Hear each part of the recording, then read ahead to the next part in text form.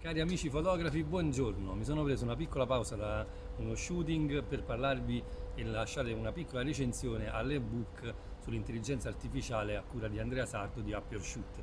Volevo ringraziarli per questo spunto di riflessione che mi hanno dato attraverso questo piccolo testo, poiché il cambiamento nel nostro ambiente, ma in generale, è sempre qualcosa di ostico, non lo amiamo tantissimo. Personalmente non ho mai voglia di cambiare completamente le cose, anche se poi capisci pure che ti portano a migliorare, però facciamo un po' tutti quanti fatica.